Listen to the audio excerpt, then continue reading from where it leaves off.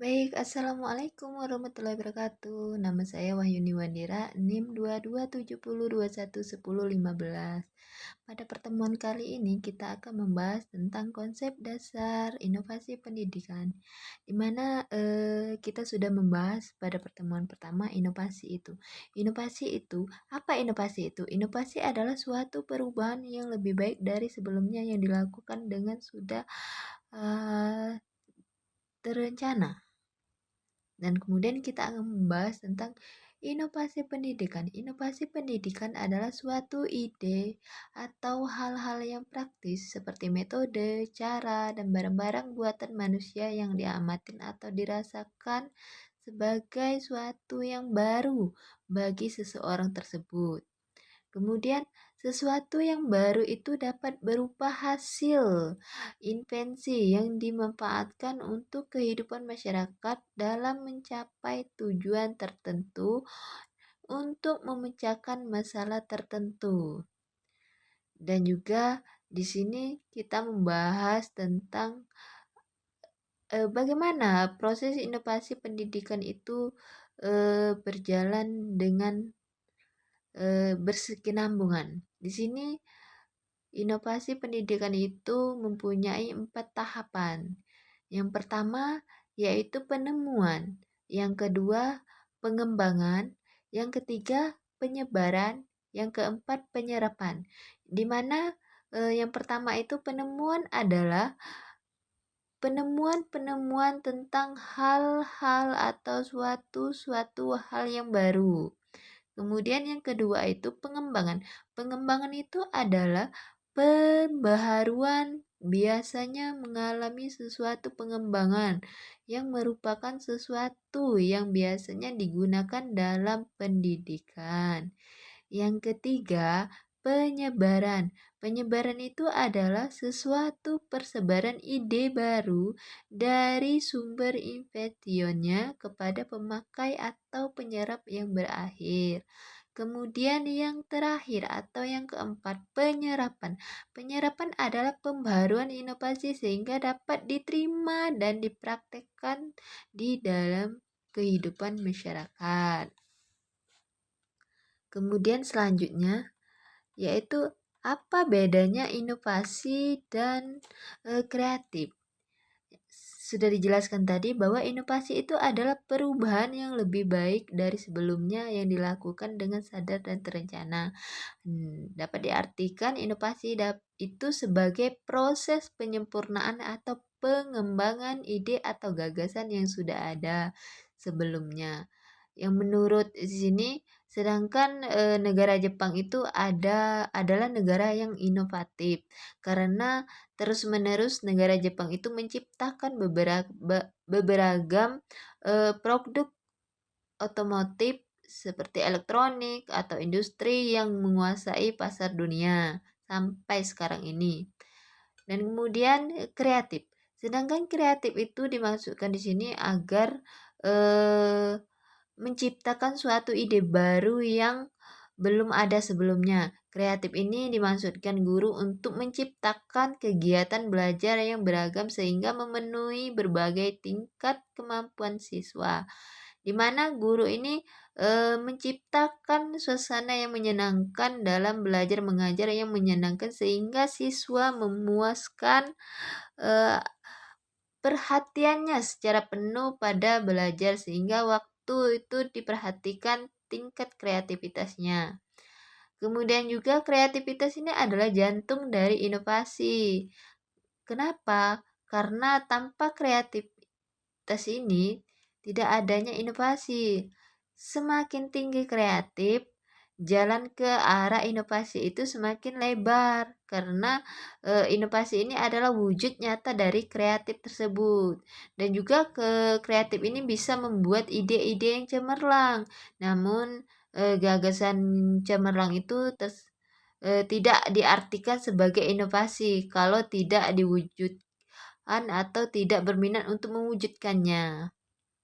Kemudian di materi selanjutnya itu adalah perbedaan belajar dan mengajar, di mana belajar itu adalah dengan kemajuannya teknologi yang semakin cepat sehingga dipengaruhi bidang kehidupan manusia pada saat ini, dan juga pada sarana kehidupan ini pola perilaku, sistem pendidikan, tata nilai, dan berbagai macam peranata sosial.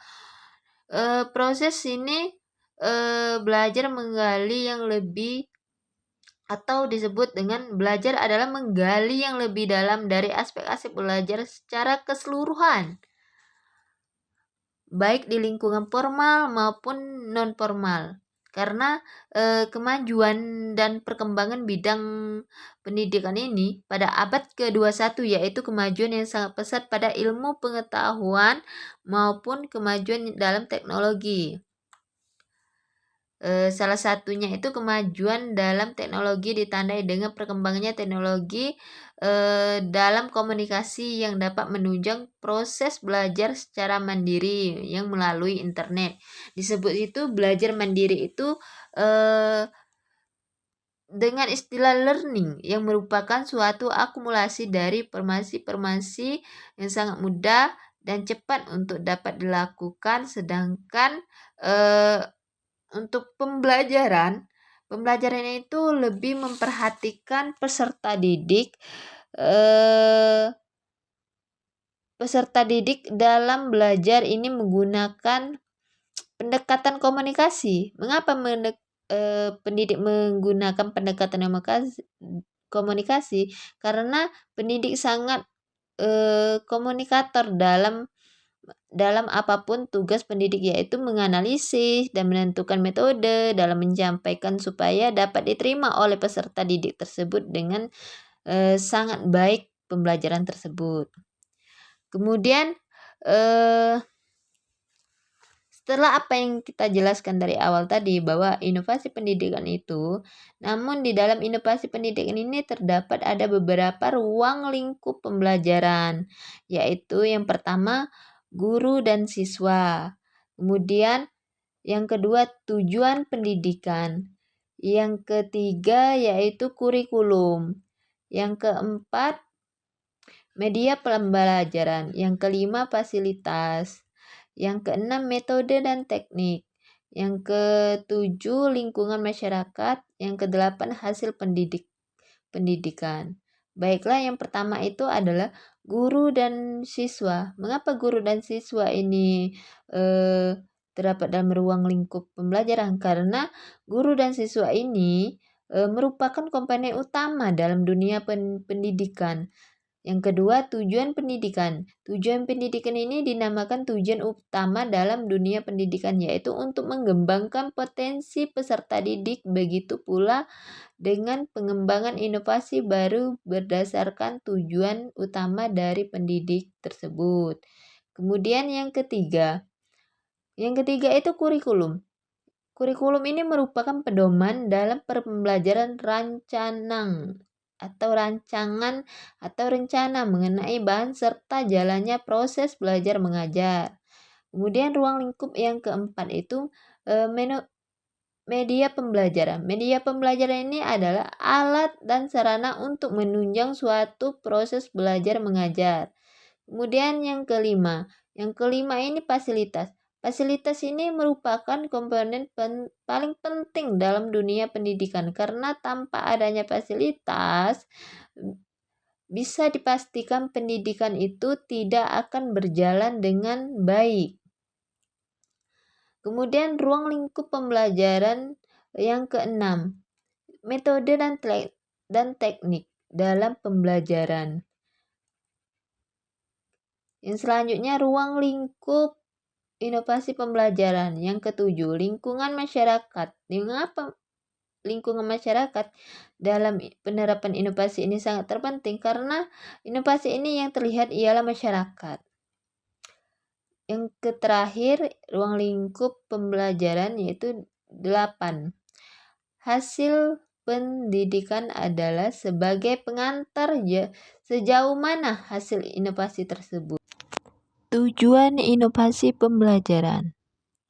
Jadi, tujuan inovasi ini diadakan untuk memberikan pembaruan terhadap masalah pendidikan, serta mengembangkan pendekatan efektif dan ekonomis. Baiklah, sekian penjelasan dari saya. Terima kasih. Saya akhiri. Wassalamualaikum warahmatullahi wabarakatuh.